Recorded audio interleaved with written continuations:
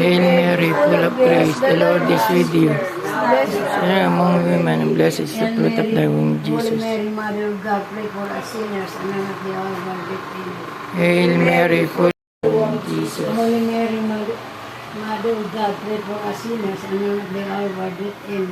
Hail Mary, full of grace, the Lord is with you. Panalangin po kami makasalanan, ngayon at kung kami mamamatay. Amen. Bagilang Maria, napupuno ka ng grasya, ang Panginoon Diyos ay sumasa iyo. Bukod kang pinagpala sa babae at pinagpala ng mga anak sa iyo. Santa Maria, Ina ng Diyos, panalangin po kami makasalanan, ngayon at kung kami mamamatay. Amen. Holy Mary, Mother of God, pray for us sinners, now and at the hour of our death. Amen. Panginoon Jesucristo, luwalhati at papuri sa'yo, Panginoon. Saklap ng pahayag. Ang pagsak ng Babylon.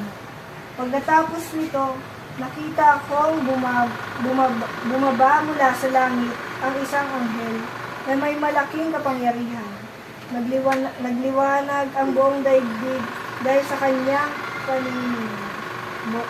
Ubos lakas siyang sumigaw, bumagsak na siya. Bumagsak na ang tanyag ng Babylonia, tahanan na lamang siya ngayon ng mga demonyo.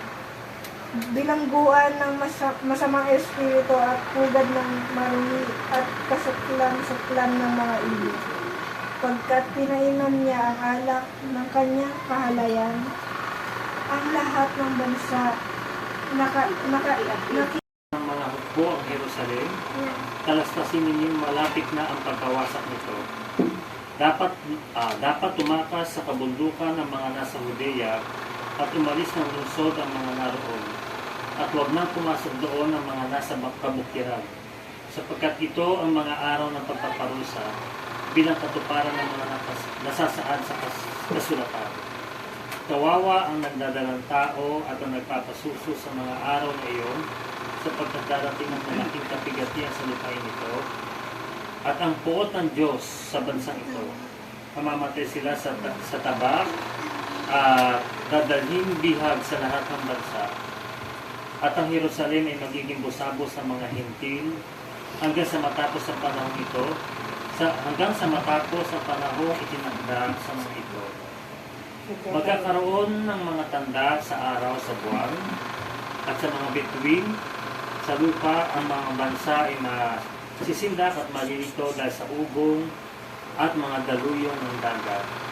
Ang mga tao hihimatayin sa takot dahil sa pag-isip sa mga sakunang darating sa sanlibutan, sapagkat mayayanig at mawawala sa kanilang landas sa mga planeta at iba pang katulad nito na nasa kalawakan. Sa panahon iyon, ang anak ng tao ay makikita nilang dumarating na nasa alapaa, may dakilang kapangyarihan at malaking karangalan. Kapag nagsimula ng mangyari ang mga bagay na ito, mag-alala kayo sapagkat malapit na ang pagliligtas sa inyo. Ang mabuting balita ng ating Panginoon. Pinupuri ka namin, Panginoong Jesucristo. Palakpakan po na. Katabi ni Sister Linday. Happy birthday, Sister Nida. Happy birthday. Naka-pink siya.